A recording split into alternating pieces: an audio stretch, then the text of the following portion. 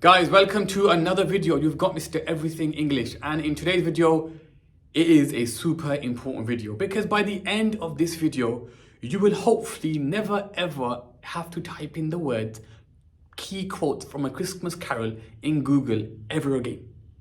Because in this one video, I will give you the top 10 quotes from A Christmas Carol. Not 40, not 50, not 100, but 10.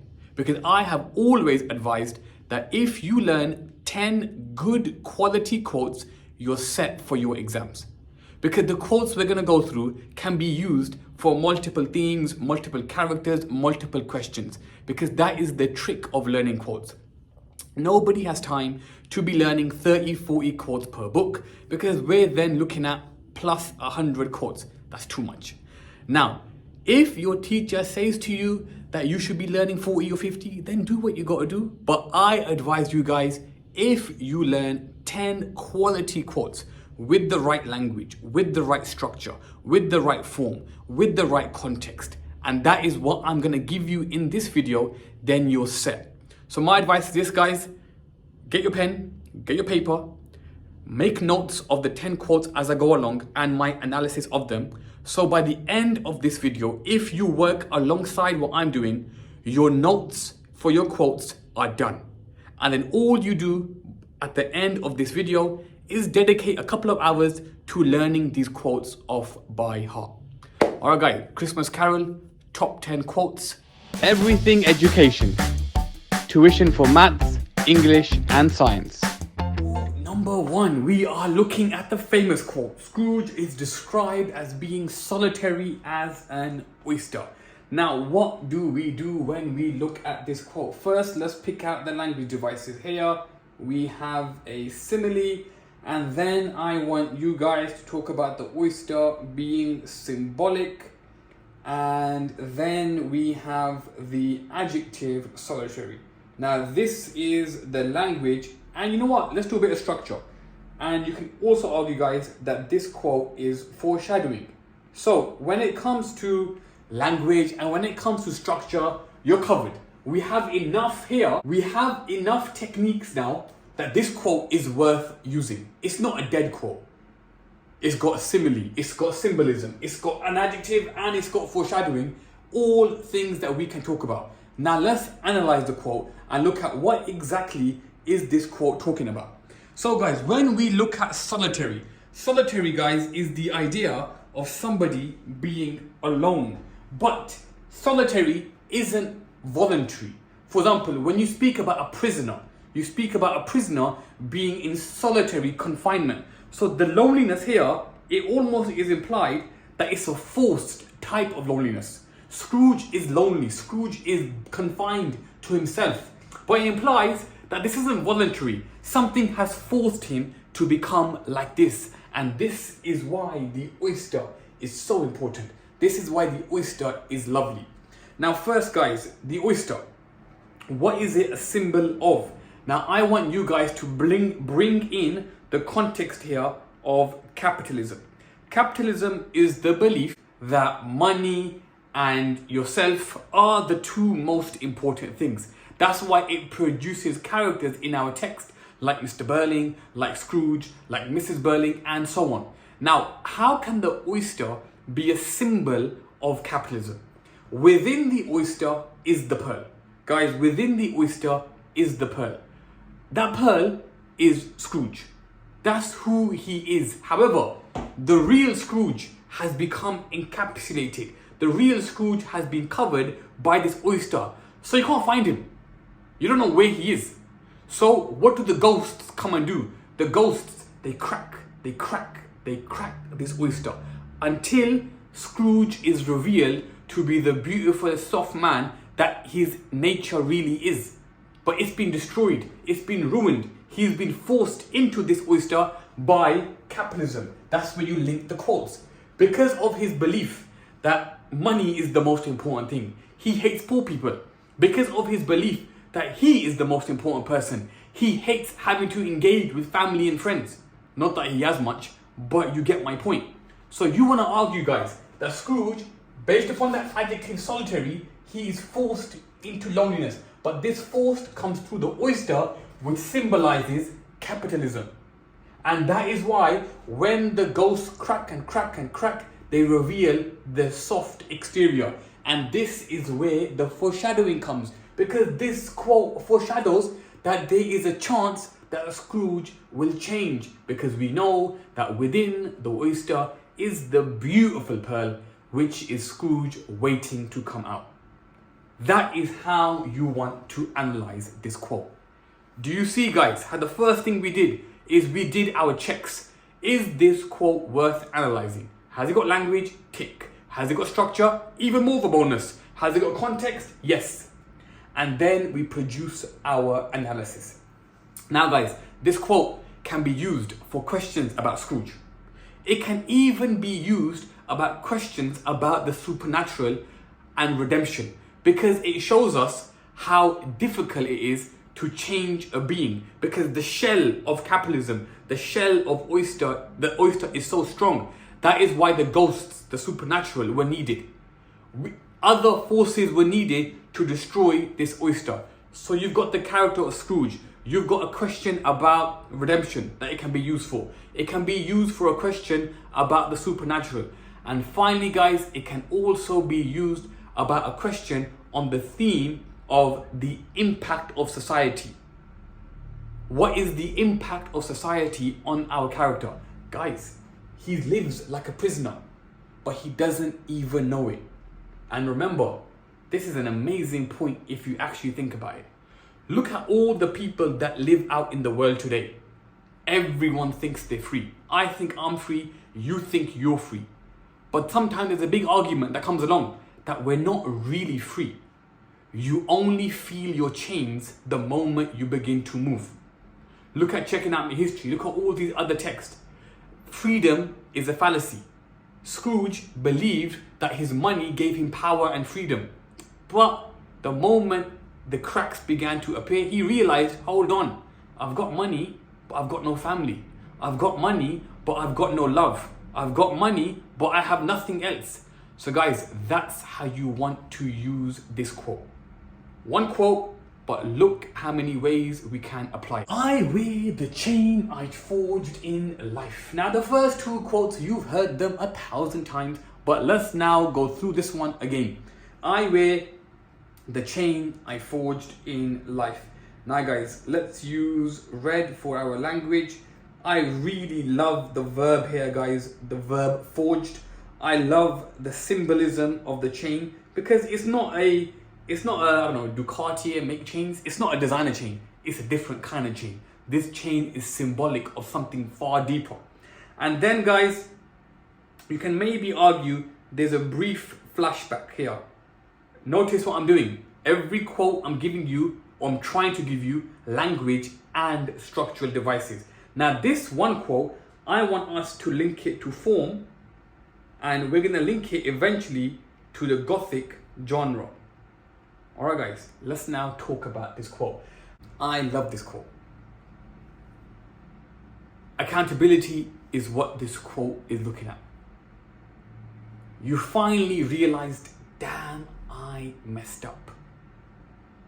But because you never realized it whilst you were alive, because you never realized all the all the sin and all the trouble you caused while you were alive, now you are paying for your sins. You are paying for your crimes, not legal crimes, moral crimes. So now I wear. Now we can even talk about the verb wear if you really wanted to.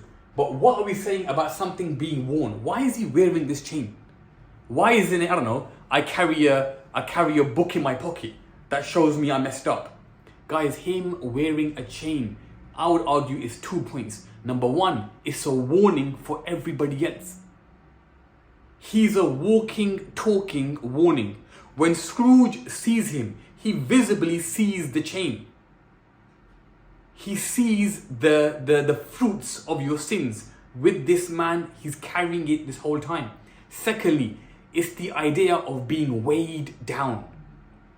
He's not wearing a designer chain. You gotta imagine it's some kind of like a steel, metal, heavy chain. It's weighing him down. It's really disturbing him. And it's a constant punishment. Now, why is it a chain? Why did the writer choose a symbol of a chain? And I always think of this very simple thing. A chain is joined by links. Links in a chain. So a chain is made up of different links. And if one of the links comes out, the whole chain falls apart. Now, what are these links? Link 1, link 2, 3, 4, 5, 6. The whole thing is full of links. That's why the writer chose a chain. But what does the chain symbolize? Guys, the chain is an accumulation of all the sins, all the moral crimes that were committed whilst being alive. Everything links to the other. And then, guys, this is the idea of accountability. There's not a resistance. There's not a fight. It's not as though he's saying, I was forced to wear these chains. Or why am I wearing these chains? It's an acceptance. I forged. I wear the chains I forged in life. I did this. Forged is when you create something. So if I forge this pen, I've created this pen. He is saying, he is admitting that I am guilty for the sins that I committed in life.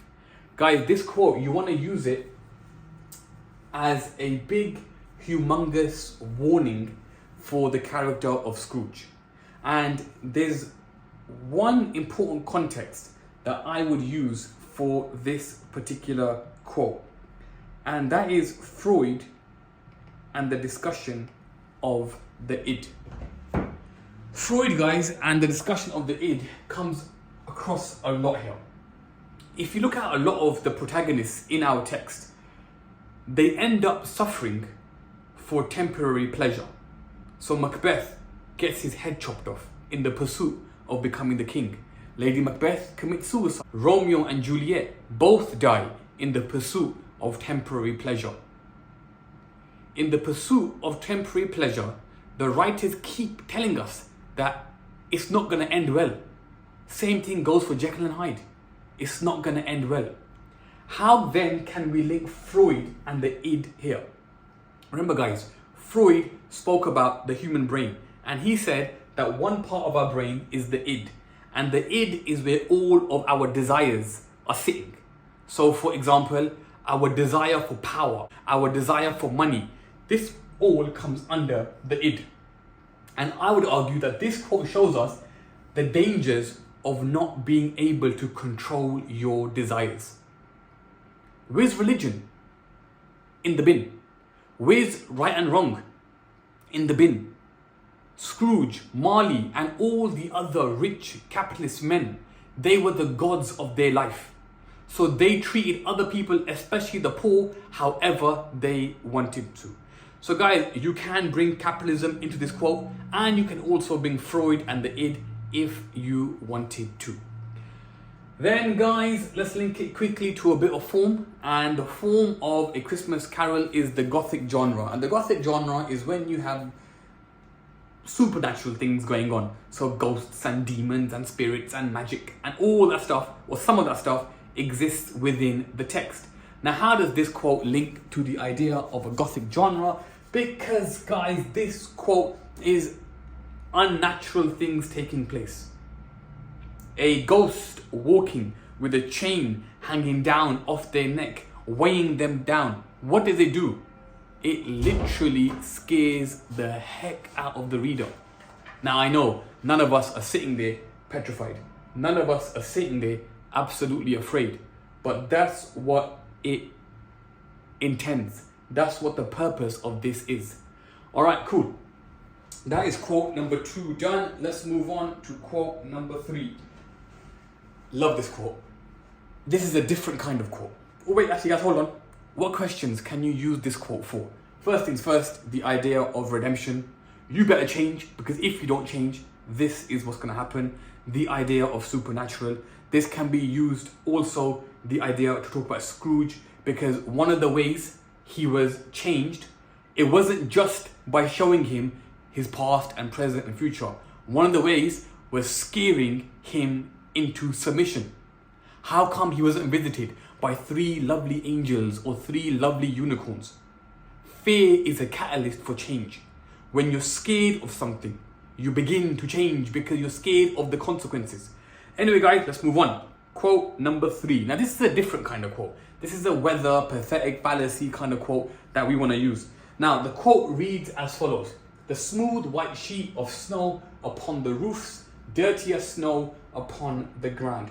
Now here, guys, I want us to use pathetic fallacy, and I want us to use the adjective smooth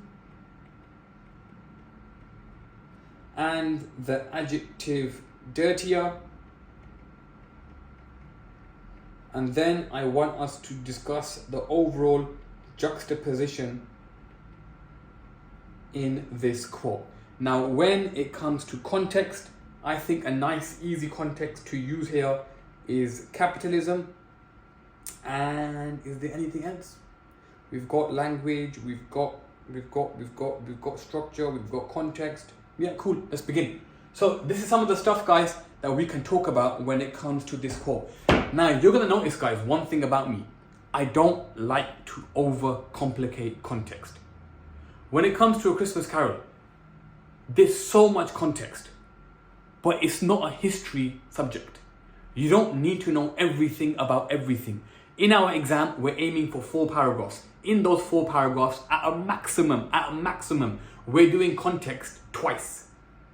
Context is worth 6 out of 30 marks. So don't give unnecessary importance to things that really, they are important, but not compared to this stuff. Alright, guys, the quote reads as follows. The smooth, like a baby's bum, the smooth white sheet of snow upon the roofs and the dirtier snow upon the ground. Now, this quote, you know what, guys, this quote is even symbolism, because we can use the snow as a symbol of class, and there's some more context should you wish to use it. So, what are we saying about this quote? Now, this is the ultimate stretch quote.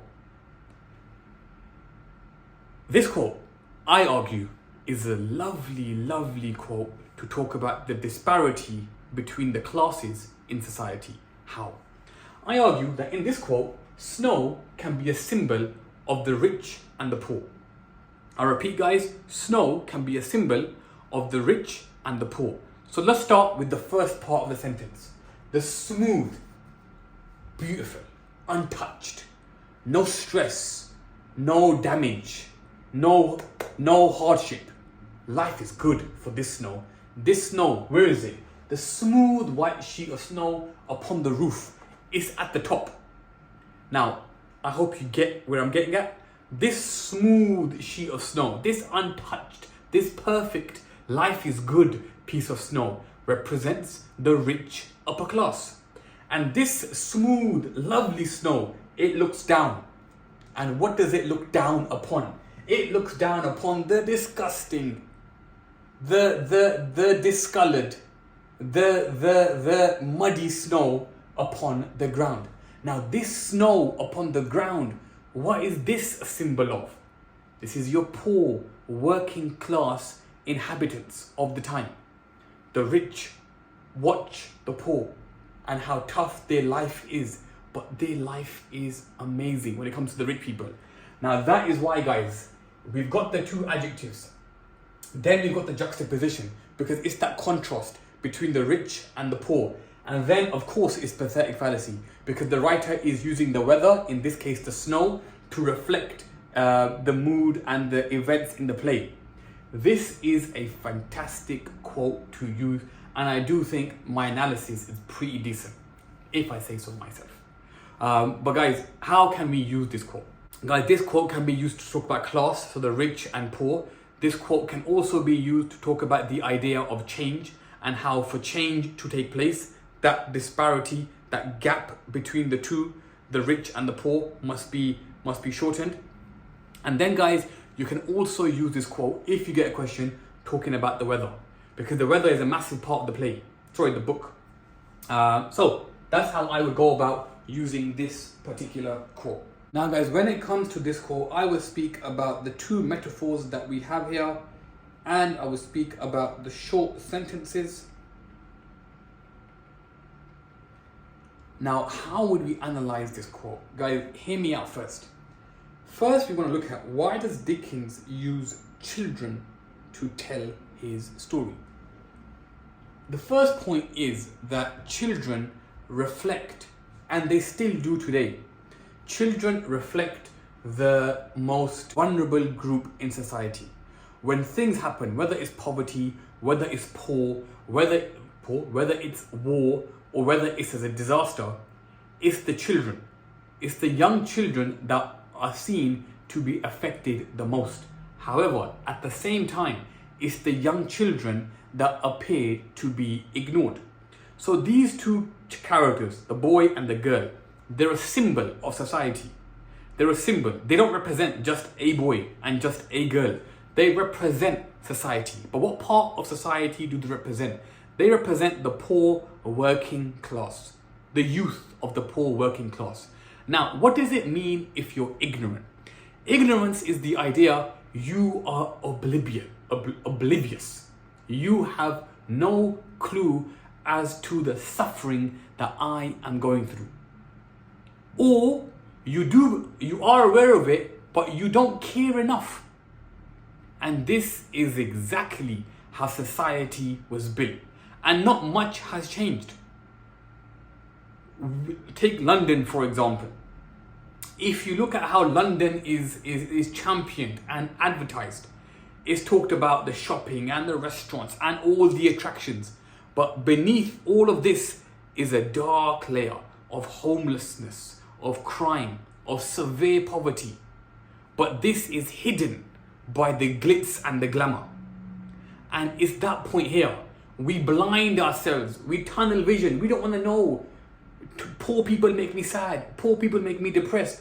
I don't want to know you're suffering. And this is the fruits of capitalism, because capitalism makes you believe in survival of the fittest. So if people are poor, we argue they're poor because it's their fault. They messed up at school. They didn't try harder. But we never recognize that maybe it's a systemic problem. And this is the idea that Dickens is trying to get to us. He is trying to say that you can't just ignore the suffering of these people. You can't be ignorant to it. Because it's blood on all of our hands. And then the girl is the idea of want. They want what? They need what? They need money, they need food, they need education. They need, because to get out of the situation, you have to give them something. Otherwise, it's a repetitive cycle that takes place over and over and over again.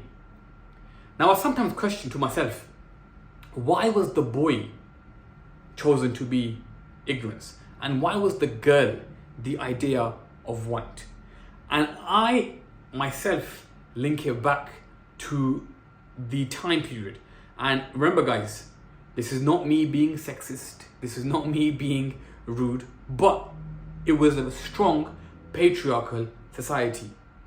So when it came to change, when it came to reformation, it was the men that would have been looked at, because it was ultimately the men, the young boys who would one day grow up to become men, who would engage in education, go out in the workforce, rise up the ladder, and one day have the chance to change society.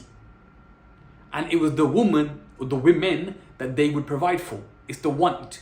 But there's a clear division. The rich, they don't care about the poor, and they give nothing to the poor. That is why these two exist. So this quote, guys, boy is ignorance and girl is one. It's a lovely quote. It's a lovely quote to expose the problems deep-rooted in society. That's one way you can use it. It's a lovely quote to talk about the need for a change, the need for redemption. Why did Scrooge need to change? What is wrong with him being rich and selfish and not going out and caring for other people? It's because this will continue to exist. This won't change. The whole text isn't just about changing Scrooge. Scrooge is a symbol of the change needed for the whole of society. So guys, you can use all these quotes in all these ways. but you really want to get to grips with this quote. It's a nice, easy quote to remember. And finally, why is it in 2 short sentences?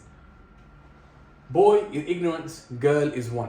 The first point is there's much more emphasis created by them coming in 2 short statements because they sound like facts. This pen is white. This jumper is blue. Boom, boom. I'm not having a debate. I'm not having a discussion. I'm giving you 2 factual statements. That's how these 2 quotes come across. Number 2, it shows you how there's not much else that these young children have going on. These young children are neglected and they're ignored, and these young girls, they are just needing more, but they get absolutely nothing. Quote number 5. This is a lovely quote. I will not shut out the lesson that they teach. Strong quote. Powerful quote. It's a quote of conviction. It's a quote of certainty. Now, for this particular quote, guys, I would talk about the first person pronoun. Over here, I would.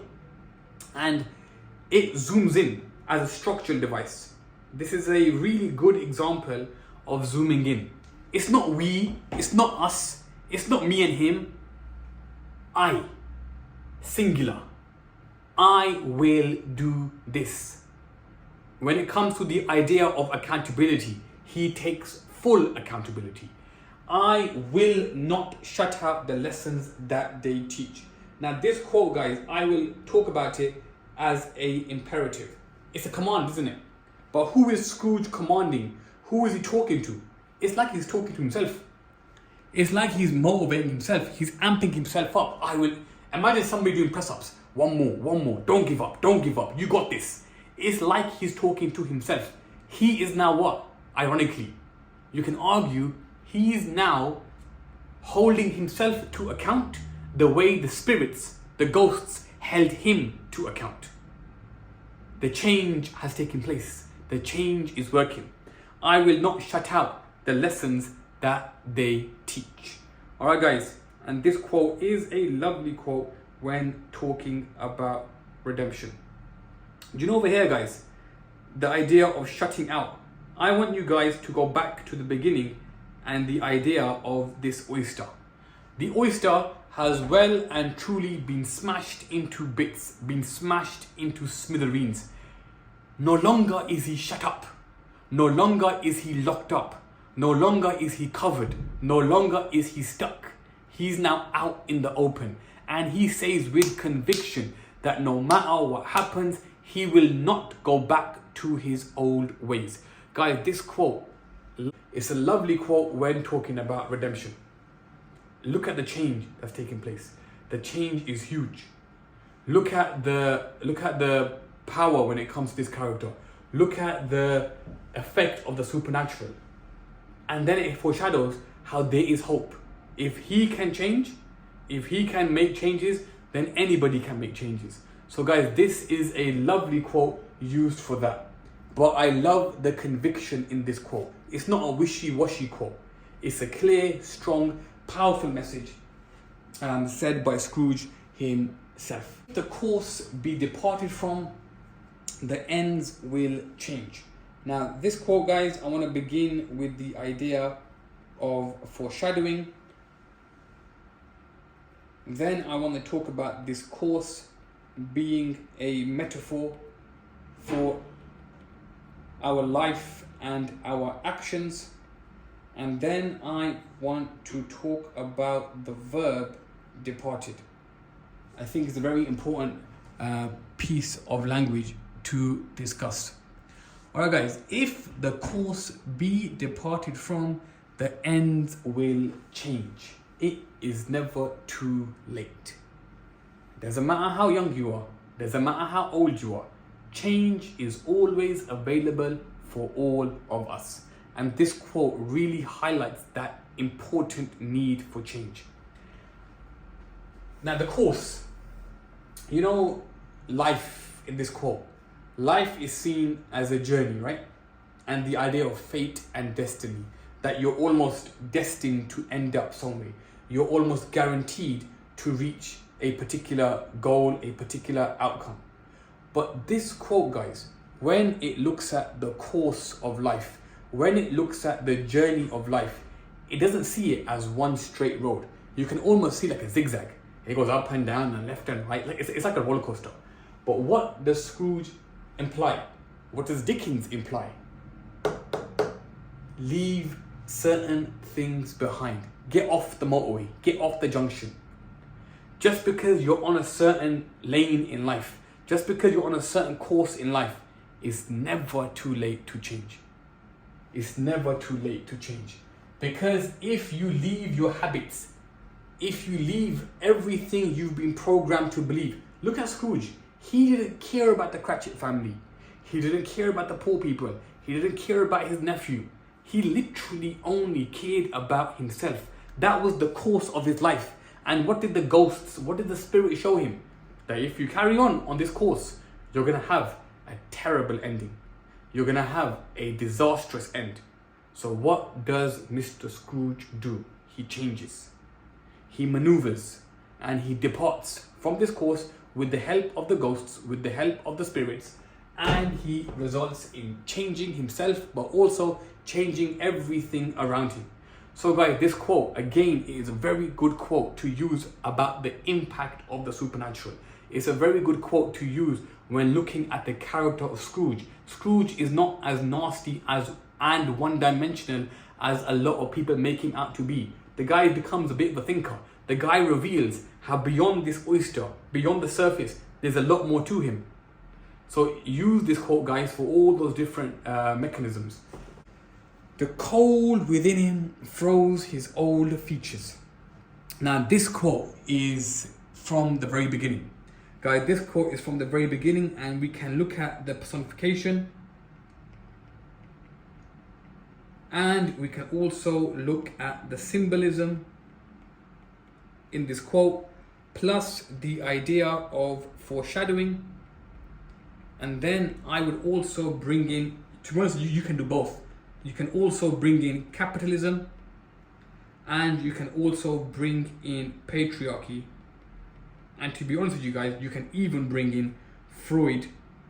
You can even bring in Freud and the id in this quote. That's a lot. There's a lot going on. Now, do we have to speak about all of these things? No, we don't. But we pick and we choose the best things that we find based upon the question. So this quote, guys, I believe it's in like the first couple of pages of the book. And Dickens describes Scrooge as somebody who the cold within him froze his old features. Froze him. Paused him. Let's take it back a little bit. Has Scrooge got a flu that he's unable to recover from? No, that's not what this quote is talking about. When this quote is taking place, it talks about the symbolism of the cold. It's similar to Mrs. Burling in Inspector Calls. It's his evil, angry, unsociable nature. That negativity. And you guys, we all know people like this in our life. Like just by the way they look, you can tell this isn't a nice person. Their evilness, their personality comes out on their face. That was Scrooge. He was so evil, so nasty that it reflected on his face. But I want to stop for a second. That cold, that evilness, what did it do? It wasn't just like a touch. It froze.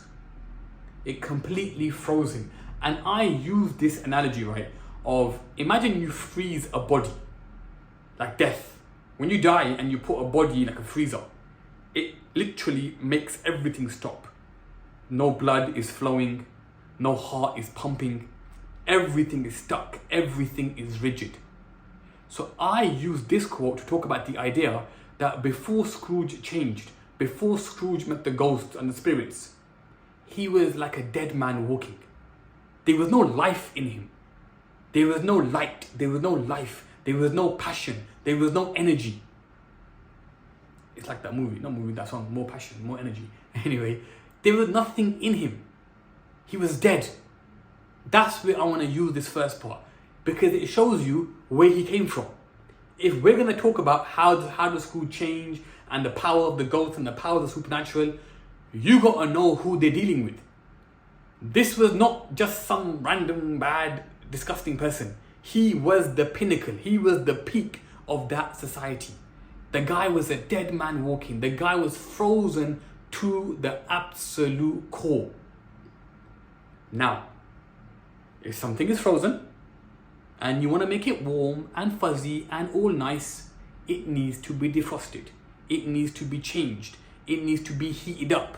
Life must be injected back into him. And who does this? Ghost 1, Ghost 2, and Ghost 3 come along and they defrost him. Now, it froze his old features. It's a bit of a weird one, isn't it? Why not say it froze his old features? For me, this is to highlight how he looks. Around this part in the book, it talks about, I think the next paragraph, it talks about how when he walks down streets, even dogs move out the way. Because when dogs see him, when dogs sense him, they don't want anything to do with him. So you can use this to the idea of he really epitomized the damage that a capitalist society has done to him. But now I want to bring in patriarchy. Patriarchy traditionally, if you look at Macbeth and Shakespeare and so on, was man on a horseback, strong and powerful. But as time overlapped, we stopped fighting on horseback, we stopped using swords, and what became a sign of a strong, powerful man? It was his command over wealth. How rich are you? What status do you have? So these two went hand in hand. The richer you were, the more masculine you were. Like Mr. Burling, like Scrooge. But I would here talk about the flip of this. And I would argue that Mr. Scrooge is a victim of this system. Does this look like somebody who has flourished? He is one absolute ugly looking man walking on the streets. He's like the witches in Macbeth. Is this what you desire? Is this what you want? This is the question that Dickens is posing. The guy's got money. The guy's got everything that you would need in a capitalist society to be powerful and rich and amazing. But look at the state of him. And that is where, again, I will talk about the danger of following your desire. The danger of following your id. But guys, this is a lovely quote. Easy quote to talk about Scrooge. Easy quote to talk about redemption. Easy quote when talking about the supernatural. So it can be applied to lots of different themes, even society, because it shows that this guy is a product of that society. He's a product of everything he pushed. Alright guys, what number are we on? Number 8. Now, this is the dichotomy. This is the juxtaposition between this quote and the last quote. It's your lovely rule of 3. He's as good a friend, good a master, and as good a man. Now for this quote, guys, I will literally use rule of 3. It's the same thing as power of 3. It's the same thing. It's the same thing as triplets. It's when you have 3 descriptions about the same thing. It can be phrases, it can be words, but this is what rule of 3 is looking at.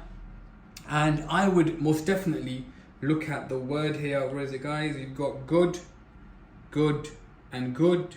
And then I would focus on the 3 nouns: friend, master, and man. Now, good a friend, as good a master, and as good a man.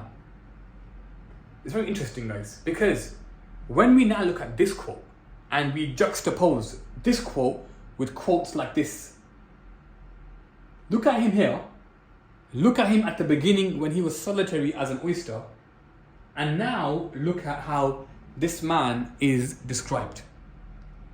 There's no more negative terminology. He's not cold anymore. He's not evil anymore. The guy is perfect. The writer emphasizes that he's good, he's good, he's good. Not amazing, but not terrible. He's there. He's got to where he needs to be.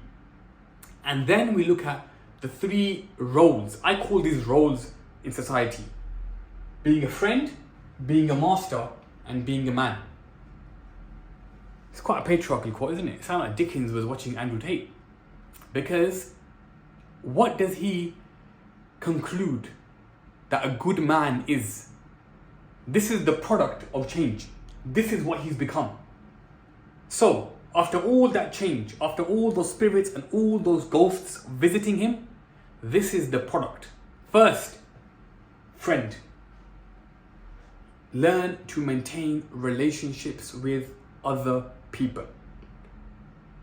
And this is where I would look at the ghost of Christmas past. This is what he taught Scrooge. Then we look at his master, boss, being in charge of people. This is the ghost of Christmas present, because it was the whole Cratchit family and how he treats the workers. Be a good friend, but don't negate being good to just friendship. Link it also to your work life. Don't be a Jekyll and Hyde. Don't behave one way for your friends, one way for your workers. Let that personality be consistent. That's why it's good, good, good. It's the same adjective, but let it be consistent. And finally, accumulate it in every part of your life, because your manliness, your masculinity is literally what defines you. So this quote, guys, it shows us how the change when it comes to Scrooge. Scrooge didn't change in one way.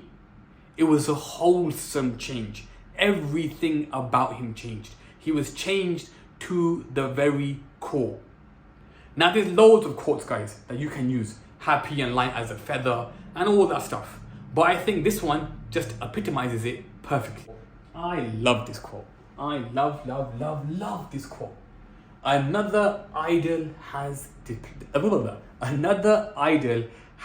displaced me. How do we start with this quote? So the word displaced, as you know, an idol, guys, let's look at idol first. An idol, of course, is a symbol, but what is it a symbol of? It is a symbol of worship. Now, the word another implies that a change has taken place, and this is reinforced by the verb displaced. But this quote, I want you guys to discuss gender here for a second. This is a very interesting quote.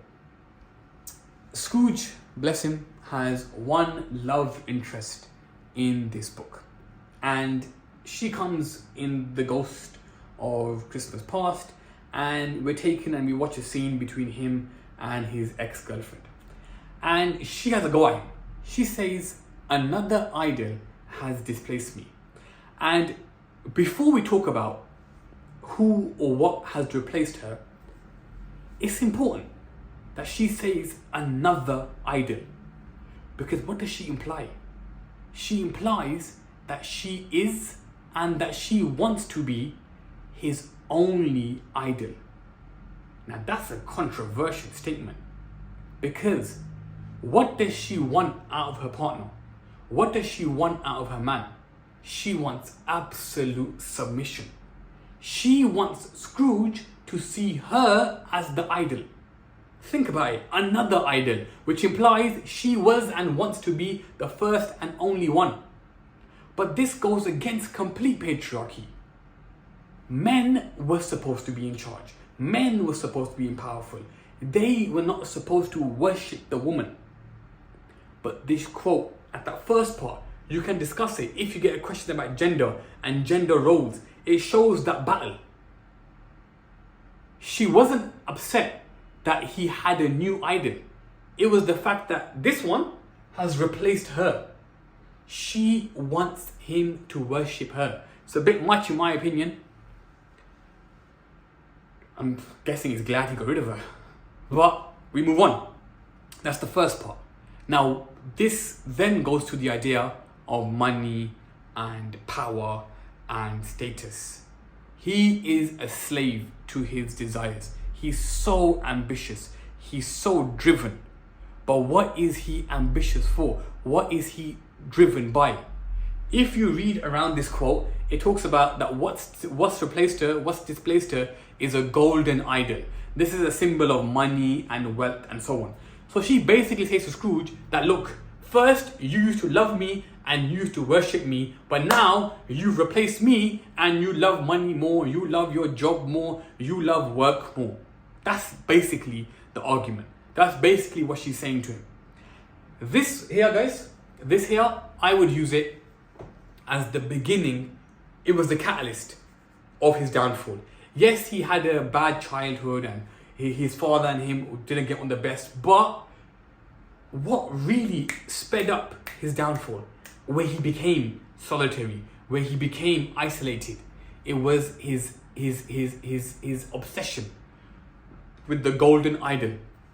It was his obsession with money, where over time it replaced every other relationship that he had. Number 10.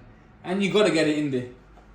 You gotta get it in there, guys, because this quote is, I think it's a nice quote. And it's a nice quote to juxtapose the rich and the poor. Mrs. Cratchit made the gravy hissing hot. Master Peter made the potatoes with incredible vigor.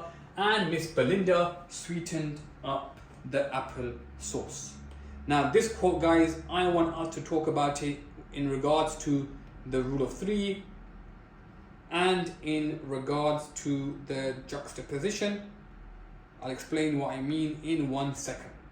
Now, this quote is a nice one to, again, it can be used for change, it can be used for family, it can be used for the idea of Scrooge, and Scrooge sees what he's missing out on.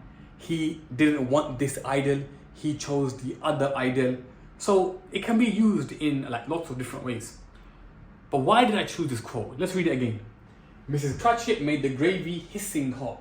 Master Peter mashed the potatoes with incredible vigor, and Miss Belinda sweetened up the applesauce. This family, guys, these characters, they've got 1% of what Scrooge has, but they have 10,000 times more than what he'll ever have. What do I mean by that? They haven't got a lot. It's talking about them prepping their meal and how there's not much, they haven't got much food. But look at the love and the unity that they have. They work together. They don't need money to be happy. They don't need status to be happy. They have family and they have each other. And then we can talk about the adjectives that are used when talking about how they work. For example, if you take, where is he? If you take Peter, guys, he's working with incredible vigor. He's not saying, oh mom, I can't be bothered. He's driven, he's motivated. He wants to do and help his family in a good way. So guys, this quote is a lovely quote to contrast the narrative in a capitalist society. These guys, this family proves the opposite. They don't need money to be happy. They don't need status to be happy. You need love, you need each other, and it's that contrast. They might be the dirtiest snow upon the ground, and Scrooge might be the smooth snow at the top. But ironically, the dirtiest snow seems to be having way more fun than the smooth snow at the top. Alright, cool guys. Now we have these 10 quotes that run throughout the entire book. I hope you made notes as I was speaking, and I hope you kept up. Now, I'm not saying this, guys, because it's my video, but I genuinely mean this. These 10 quotes, once you've made your notes and once you've learnt them off by heart, they have enough of everything to be used in an exam. Test it. Open up past papers and see if you can plan essays using these 10 quotes. So remember, in an essay, you're doing 4 paragraphs. 2 of the paragraphs they will give you. Sorry, 2 of the quotes they will give you, because they will come from the extract. So you have to see, can I use 2 of these in every past paper question? And I'll argue you most definitely can. Alright guys, I hope you found this video beneficial. You now have your top 10 quotes for A Christmas Carol. Learn them, use them, and go and smash your exams. Peace.